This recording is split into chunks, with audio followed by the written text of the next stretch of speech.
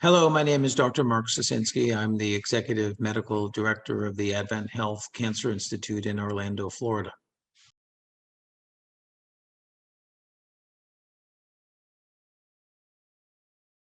In our initial evaluation, we do see a number of patients who are smokers with lung cancer, although it's actually more common to see former smokers nowadays. We do have the discussion about smoking cessation. There is evidence in the literature to suggest that outcomes for patients, whether it's in the early stage or later stages of cancer, whether it's small cell or whether it's non-small cell lung cancer, that outcomes tend to be better in those patients who stop smoking.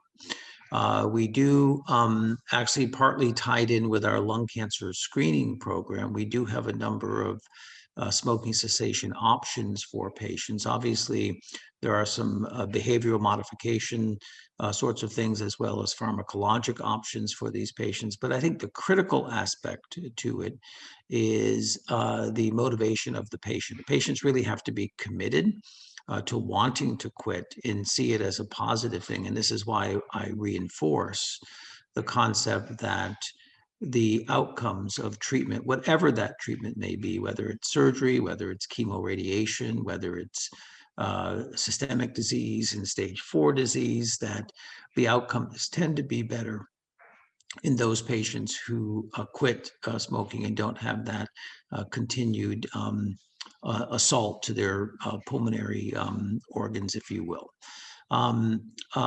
Most patients are accepting of it. We do see many of the patients nowadays that are very willing to accept it and actually are motivated to stop. Obviously, if you're told that you've been given the diagnosis of a lung cancer, most people assume or equate lung cancer with smoking, although we do know that not every smoker does get lung cancer, and we know that many never smokers do get lung cancer. But many patients are motivated to quit.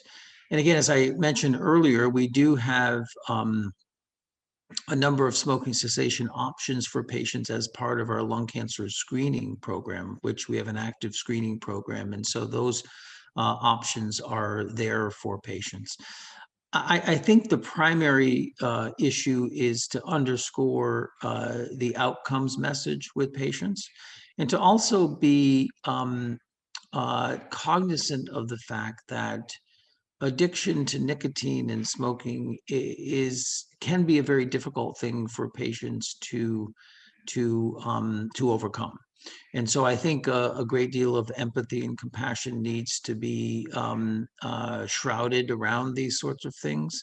I think that we certainly don't want the message to be that, in any way, shape, or form, that smoking is responsible for your disease. As I mentioned before, we know a lot of lifetime smokers do not get lung cancer, and we know that smoking is not necessary for getting lung cancer. So it's a very complicated situation. And the one thing that we don't understand is why some people seem to be more susceptible to the carcinogens in tobacco, and other people seem to smoke all of their lives and don't to develop a tobacco-related cancer. So that's kind of the messaging that we give to patients. And I think for the most part, I find that patients are receptive to that sort of a message. Occasionally we do have a patient that says, I really want to quit, but I'm having a very difficult time. And we know that no single smoking cessation method is 100% guaranteed to work. Again, as I mentioned, the addiction to nicotine can be very powerful. And so I think that trying to help patients through that and help patients' families through these sorts of things is really the critical need in counseling these patients.